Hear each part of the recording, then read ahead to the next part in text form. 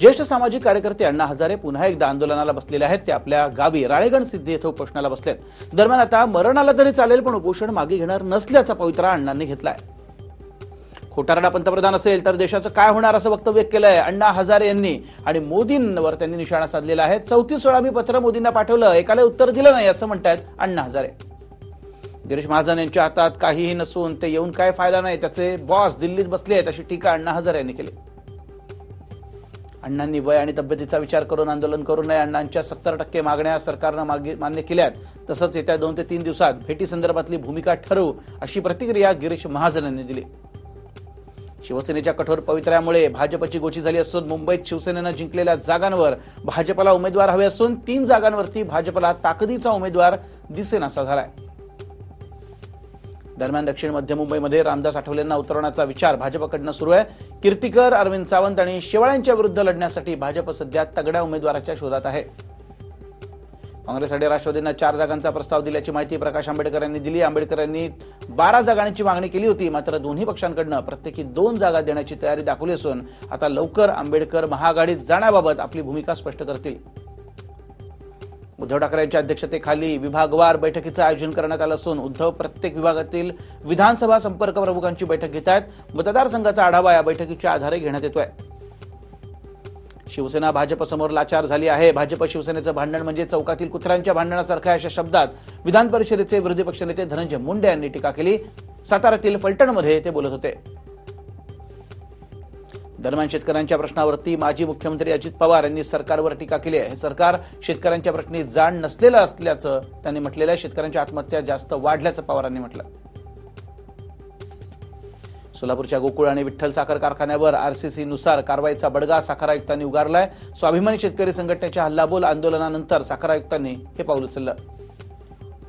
पुण्याच्या स्वारगेट इथं एका तरुणावरती जमावानं हातात कोयता घेऊन वार केल्याची घटना घडली. सोमवारी संध्याकाळी ही घटना घडली असून घटना सीसीटीव्हीत कैद झाली. वाढदिवशी तलवारीनं केक कापल्याप्रकरणी सांगलीचा शिवसेना उपशहर प्रमुख संभाजी उर्फ शंभूराज काटकर याला अटक करण्यात आली आहे. त्याच्यावरती आर्म्स ऍक्टनुसार गुन्हा दाखल करण्यात आला. मुंबईच्या ताजमहल पॅलेस हॉटेलमध्ये फसवणुकीचा प्रकार समोर आला. कॅशियरला गंडा घालून एका चोरट्यानं 46,000 रुपये लंपास केले. आरोपीनं कॅशियरला अरबचा नागरिक असल्याचं भासवलं. दरम्यान दिराम करन्सी बदली करण्याच्या नावाखाली त्यानं हात चालाकी करत 46,000 लुटले आणि या प्रकरणी कुलाबा पोलीस ठाण्यात गुन्हा देखील दाखल केला गेलाय. पुण्याच्या वाघोलीतनं पाण्याचा टँकर चोरी करणाऱ्याला आता लोणीकंद पोलिसांनी अटक केली. नितीन बनसोड असं त्याचं नाव असून चोरी करताना सीसीटीव्हीत समोर आल्यानंतर पोलिसांनी त्याला ताब्यात घेतलं. चोरी केलेला टँकर आरोपी सातारा जिल्ह्यातील लोणंद गावामध्ये भंगार व्यावसायिकांना विकणार होता. दरम्यान आरोपीचा साथीदार किरण पाटील फरार असून त्याचा शोध पोलीस घेत आहेत. सुसंस्कृत शहराची ओळख असलेल्या पुण्यात कुत्र्या मांजरांना विष देऊन मारल्याचं समोर येत आहे. येरवड्याच्या प्रायडल नगरमध्ये हा सगळा प्रकार घडला असून 14 कुत्रे आणि 6 मांजरांना विष देण्यात आलंय. या घटनेनं परिसरात एकच हळहळ माजली. उल्हासनगरच्या गायकवाड पाड्यात 4 ते 5 जणांवरती अज्ञातांनी जीवघेणा हल्ला केलाय. जखमींना कळवा रुग्णालयात दाखल करण्यात आलं असून एकाची प्रकृती मात्र गंभीर आहे.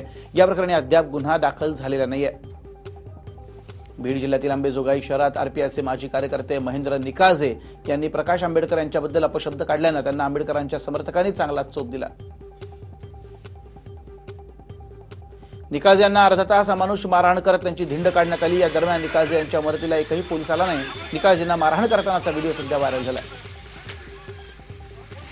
इचलकरंजी शहरात अतिक्रमण मोठ्या प्रमाणात वाढलं असून त्याविरोधात महाराष्ट्र वाहतूक सेना आणि शिवसेनेच्या वतीनं तीव्र आंदोलन छेडण्याचा इशारा दिला गेलाय. या संदर्भात पालिकेला निवेदन दिलं गेलंय. पंढरपूरच्या इंदिरा गांधी भाजी मार्केटमध्ये आग लागली असून या आगीत 10 दुकानं जळून खाक झाली. मध्यरात्री 2 वाजताच्या सुमारास आगीची घटना घडली. आगीत फळं आणि भाजी विक्रेत्यांची दुकानं जळून खाक झाल्यानं त्यांचं लाखोंचं नुकसान झालं. दरम्यान ही आग कशामुळे लागली हे अद्याप समजू शकलेलं नाहीये. उद्या पुन्हा मुंबई एक्सप्रेस हायवे 2 तासांसाठी बंद राहील. दुपारी 12 ते 2 पर्यंत प्रवासाचं नियोजन करू नका. उत्तरेकडील वाऱ्यांचा जोर वाढल्यानं सक्रिय झालेल्या बोचऱ्या थंडीमुळे पुण्यासह मध्य महाराष्ट्र आणि मराठवाडा गेल्या 4 दिवसांपासून गारठलाय. त्यामुळे पुणेकरांना ही सलग 4थ्या दिवशी हुडहुडी भरली आहे. उत्तरेकडनं येणाऱ्या थंड वाऱ्यांमुळे राज्यात थंडीची लाट कायम असून निफाडचा पारा आणखीन घसरला. कुंदेवाडी इथं 4 अंश सेल्सिअस तापमानाची नोंद झाली. गेल्या 8 दिवसांपासून निफाडचा पारा घसरलाच असून ठिकठिकाणी शिकोट्या पेटवल्या जात आहेत तर दैनंदिन व्यवहार देखील काही प्रमाणात मंदावल्याचं दिसतंय. यवतमाळमध्ये थंडीमुळे पारा 6.4 अंशावरती पोहोचला असून विदर्भात सर्वाधिक कमी तापमानाची नोंद यवतमाळमध्ये झाली आहे. विदर्भातील 11 जिल्ह्यांमध्ये सध्या तापमानाचा पारा घसरला आहे. दादर परळ दरम्यान रेल्वे रुळाला तड गेल्यानं सकाळच्या सुमारास मध्य रेल्वेची वाहतूक विस्कळीत झाली. दरम्यान धीम्या मार्गाची वाहतूक जलद मार्गावर वळवण्यात आली, तर ठाण्याच्या दिशेने जाणारी वाहतूक विस्कळीत झाली. कल्याण, नाशिक आणि कल्याण, पुणे या ठिकाणांना जोडण्यासाठी लोकल सेवा लवकरच सुरू होईल. मध्य रेल्वेवरती चालवण्यात येणाऱ्या लोकलपेक्षा या लोकलची विशेष बांधणी करण्यात आली. मुंबई बाजार समितीमध्ये काही दिवसांपासून आवक घसरू लागल्यानं भाजीपाल्याचे दर वाढू लागलेत. कोथिंबीरसह पालेभाज्यांचे दर वाढल्यामुळे ग्राहक चिंतेमध्ये असले तरी चांगला भाव मिळू लागल्यानं शेतकऱ्यांना मोठा दिलासा मिळतोय. मार्चमध्ये 10वीची परीक्षा देणाऱ्या विद्यार्थ्यांना आजपासून ऑनलाईन हॉल तिकीट मिळणार आहे. माध्यमिक शाळांच्या माध्यमातून या प्रवेशपत्रांचं वाटप केलं जाईल. पहिल्या मराठा लाईट इन्फंट्रीला 250 वर्ष पूर्ण झाली असून त्यानिमित्तानं पुण्याच्या औंधमध्ये मिलिटरी मैदानावरती खास कार्यक्रमाचं आयोजन झालं.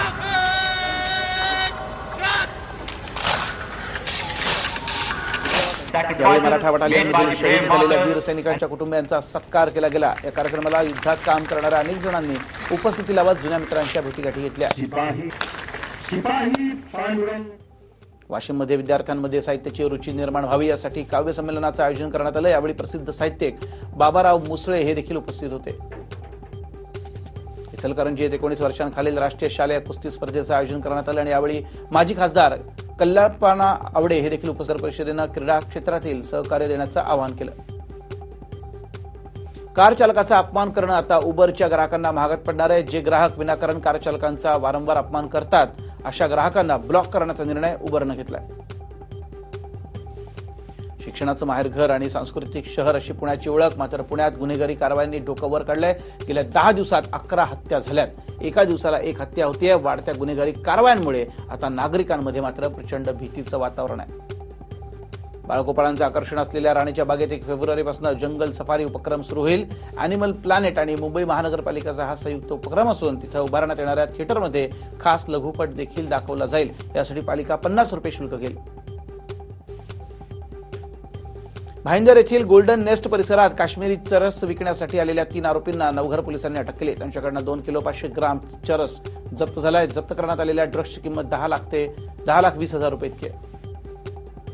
अकोल्यातल्या दुर्गा चौकातील महावितरणाच्या कार्यालयातून अतिरिक्त कार्यकारी अभियंता मोरेश्वर शिरसेला 2,000ची लाच घेताना लाचलुचपत अधिकाऱ्यांनी रंगेहात अटक केली. वीज चोरीची तक्रार करणाऱ्याला मिळणाऱ्या बक्षिसातनं 10% रक्कम देण्याची मागणी शिरसेने केली होती. संप करणाऱ्या पालिका रुग्णालयातील आरोग्य सेविकांना त्वरित कामावरती रुजू होण्याचे आदेश पालिकेच्या आरोग्य विभागानं आता दिलेत. तसंच संपाच्या काळात कामावरती न येणाऱ्या आरोग्य सेविकांचं मानधन कापलं जाणार असं कळत आहे. हक्काचं पाणी मिळावं यासाठी सांगोलाकरांना वतीनं अनोखं फोन करा आंदोलन आता केलं जातंय. जवळा गावाला टाटा आणि कोयना धरणाचं पाणी मिळावं आणि ते पाणी आरक्षित ठेवण्यात यावं अशी मागणी जवळाच्या ग्रामस्थांनी केलेली आहे. त्यासाठी त्यांनी सांगोल्यात आंदोलन सुरू केलंय. आपल्या मागण्या मांडण्यासाठी मुख्यमंत्री निवास, मुख्य सचिव यांच्या कार्यालयात फोन करायचा आणि फोनवरूनच आपल्या 10 समस्या मांडायच्या आणि हा संदेश मुख्यमंत्र्यांपर्यंत पोहोचवावा असं सांगायचं. रास्ता रोको, जाळपोळ करण्यापेक्षा तरुणांनी अशा अनोख्या आंदोलनाचा पर्याय स्वीकारलाय. इचलकरंजी येथे वृद्ध निराधार यांना देण्यात येणारं पेन्शन बँकेमार्फत सुरू ठेवावी अशा आशयाचं निवेदन वृद्ध निराधार दिव्यांग पेन्शनधारक संघटनेच्या वतीनं संजय गांधी निराधार योजना समितीचे अध्यक्ष विलास रानडे यांना देण्यात आलं. मागासवर्गीय सरळ सेवा अंतर्गत विशेष अनुशेष भरती मोहिमेत निवड झालेल्या 16 उमेदवारांना त्वरित आरोग्य सेवक पदावरती नियुक्ती मिळावी यासाठी जळगाव जिल्हाधिकारी कार्यालयासमोर मागील 7 दिवसांपासून उपोषण करण्यात येत आहे. अकोला शासकीय वैद्यकीय महाविद्यालय आणि जिल्हा शासकीय रुग्णालयातील समस्येकडे दुर्लक्ष करत असल्याचा आरोप युवक काँग्रेसतर्फे शासकीय वैद्यकीय महाविद्यालयाचे डीन कार्यालयासमोर झोप काढा आंदोलन करण्यात आलं. अंबरनाथ आणि उल्हासनगर शहरातनं वाहणाऱ्या वालधुनी नदीचा सध्या रासायनिक नाला झाल्याचं धक्कादायक वास्तव हे समोर येत आहे. रासायनिक कंपन्यांकडून नदीत कुठल्याही प्रक्रियेविना रासायनिक सांडपाणी सोडलं जातं. त्याविरोधात कोणती कारवाई होत नसल्यानं अंबरनाथ सिटीझन फोरमच्या वतीनं बॉयकॉट 2019 इलेक्शन ही मोहीम सुरू करण्यात आली. सातारा जिल्ह्यातील नाभिक समाजाच्या महाविद्यालयीन तरुणीची 22 जानेवारीला हत्या झाली होती. मात्र या हत्येतील आरोपी अद्यापही मोकाट असून त्याचा तात्काळ शोध घेण्यात यावा अशी मागणी संत सेना महाराज सेवा मंडळाच्या वतीनं प्रांताधिकारी समीर शिंगटे यांच्याकडे केली गेली. पुण्यातील कात्रजमध्ये अत्यंत दुर्मिळ जातीचा खवल्या मांजर विक्रीसाठी आणलेल्या 3घांना पोलिसांनी ताब्यात घेतलं. खवल्या मांजराची समुद्रामार्गे परदेशात तस्करीची शक्यता पोलिसांनी वर्तवली आणि या प्रकरणी भारती विद्यापीठ पोलीस ठाण्यात गुन्हा देखील नोंदवलाय. सांगली जिल्ह्यातला कृष्णा काठ परिसर सध्या मगरींच्या दहशतीखाली आहे. कृष्णा नदीच्या पाण्याची पातळी अतिशय खालावली आणि त्यामुळे काठावरती मगरींचा मुक्त वावर आहे. नदीवरती पोहायला जाणारे किंवा धुणी धुवायला जाणाऱ्यांवरती आता मगरी हल्ला करण्याची शक्यता आहे. या मगरींपासून लहान मुलं, महिला, शेतकरी यांच्याबरोबरच नदी पात्रावरती जाणाऱ्या शेतकऱ्यांच्या जनावरांना देखील मोठा धोका आहे. त्यामुळे वनविभागानं तातडीनं यावरती उपाययोजना करून गावकऱ्यांना दहशतीच्या सावटाखाली बाहेर काढावं अशी मागणी गावकरी करतायत. पुण्यातील डॉक्टर संचेती यांना प्राणीमित्र अमित शहा आणि ब्राउनी नावाच्या कुत्रीनं मृत्यूच्या दाढेतनं बाहेर काढलंय. वेगवेगळ्या हालचाली करून ब्राउनीनं शहांचं लक्ष संचेती यांच्या बेडरूमकडे वेधलं आणि त्यावेळी संचेती यांना हृदयविकाराचा झटका आल्याचं लक्षात आल्यानंतर शहांनी त्यांना तात्काळ दवाखान्यात हजर केल्यानं त्यांचे प्राण वाचले. बाळगोपाळांचं आकर्षण असलेल्या राणीच्या बागेत 1 फेब्रुवारीपासून जंगल सफारी उपक्रम सुरू होईल. अॅनिमल प्लॅनेट आणि मुंबई महानगरपालिकेचा हा संयुक्त उपक्रम आहे. मात्र महापालिका शाळांमधील विद्यार्थ्यांना मोफत तर इतर नागरिक आणि खासगी शाळांमधील विद्यार्थ्यांकडून शुल्क आकारण्यात येईल. राणीच्या बागेचं नूतनीकरणाचं काम सुरू असून त्याचाच एक भाग म्हणून 200 आसन क्षमता असलेलं एक 3D थिएटर उभारलं जाईल. साहित्य क्षेत्रात नाशिकच्या कुसुमाग्रज प्रतिष्ठानचा मानाचा जनस्थान पुरस्कार कवी, कादंबरीकार आणि ग्रामीण लेखक अशी ज्यांची ओळख आहे असे वसंत आबाजी डहाके यांना जाहीर झालाय. आतापर्यंत विंदा करंदीकर, मंगेश तेंडुलकर, इंदिरा संत, भालचंद्र नेमाळे यांच्यासह अनेक दिग्गजांना हा पुरस्कार मिळाला. मुंबईतल्या दादरमध्ये आयोजित केलेल्या कार्यक्रमात ज्येष्ठ लेखिका नयनतारा सहगल यांनी देशातील परिस्थितीवरती भाष्य केलं. मुस्लिमांना दररोज मारलं जात आहे तर निष्पाप लोकांना विनाकारण तुरुंगात टाकलं जात आहे. त्यामुळे आता पुढे येऊन याबाबत बोललं पाहिजे असं आवाहन सहगल यांनी केलं. हिंगोली संत नामदेव महाराजांचं जन्मस्थान असलेल्या नरसी नामदेव इथं लोकसहभागातनं 5 कोटी रुपये खर्चून भव्य दिव्य मंदिर उभारण्यात आलं. संत नामदेव महाराजांचं दर्शन घेण्यासाठी हजारोंच्या संख्येने इथं वारकरी येतात. एक खासगी क्षेत्रातील नामवंत कंपनी असलेल्या DHFL म्हणजेच दिवान हाऊसिंग फायनान्स कॉर्पोरेशन लिमिटेडवर 31,000 कोटी रुपयांपेक्षा जास्तीचा घोटाळा केल्याचा आरोप आता ठेवण्यात आलाय. शोध पत्रकारिता करणाऱ्या कोब्रा पोस्टनं याबाबतचा दावा केला. काँग्रेस अध्यक्ष राहुल गांधी यांनी त्यांचे शिवभक्त असलेले पोस्टर झळकलेले आपण पाहिलेच होते. मात्र आता प्रभू रामचंद्रांच्या अवतारात राहुल गांधींना दाखवण्यात आलं. तसंच वे राम नाम जपते रहे तुम बनकर राम जियो रे असा संदेश पोस्टरवर लिहिलाय. वाराणसी पाठोपाठ प्रियंका गांधींनी गोरखपूरमधनं लोकसभा निवडणूक लढवावी अशी काँग्रेस कार्यकर्त्यांची मागणी आहे आणि या मागणी संदर्भातील पोस्टरबाजी काँग्रेस कार्यकर्त्यांनी गोरखपूरमध्ये सुरू केली. या पोस्टरमध्ये प्रियंका गांधी यांना मणिकर्णिकेच्या रूपात दाखवण्यात आलंय. दिल्लीत आयोजित परीक्षा पे चर्चा कार्यक्रमाच्या माध्यमातून पंतप्रधान मोदींनी देशविदेशातील विद्यार्थ्यांशी संवाद साधलाय. परीक्षा महत्वाची आहे पण यापेक्षा जीवनाची परीक्षा मोठी आहे. हा विचार केला तर परीक्षेचा भार हलका होईल असं म्हणत मोदींनी विद्यार्थ्यांना कानमंत्र दिला. माजी केंद्रीय मंत्री MJ अकबर यांची बदनामी केल्याप्रकरणी दिल्ली न्यायालयानं पत्रकार प्रिया रामाणे यांना समन्स बजावलं. अकबर यांनी लैंगिक छळ केल्याचा आरोप रामाणे यांनी ऑक्टोबर 2018 मध्ये केला होता.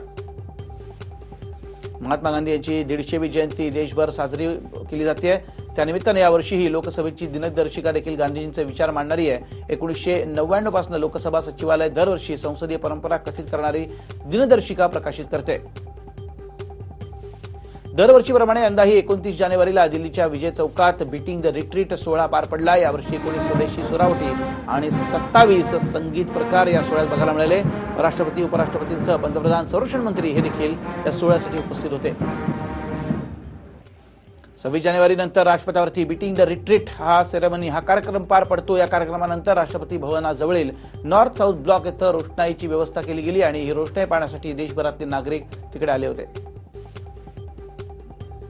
पाकिस्तानी सुफी गायक राहत फतेह अली खानला ईडीनं नोटीस बजावली. 2 कोटींचं परदेशी चलन बेकायदा आणल्याचा आरोप आहे.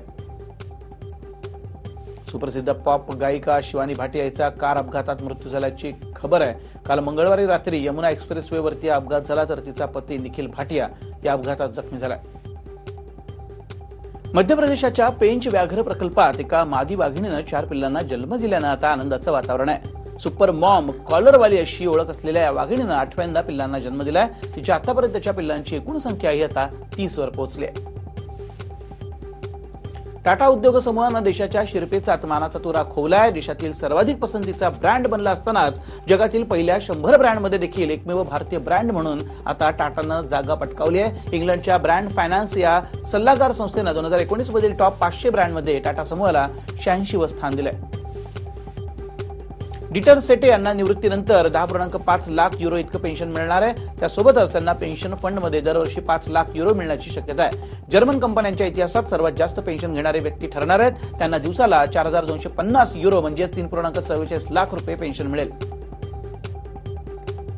मुस्लिम बहुल पाकिस्तानच्या इतिहासात पहिल्यांदाच एक हिंदू महिला न्यायाधीश बनली आहे. सुमन कुमारी यांची दिवाणी न्यायाधीश म्हणून नियुक्ती झाली आहे. सुमन या कंबर शहादतकोट इथल्या रहिवासी आहेत.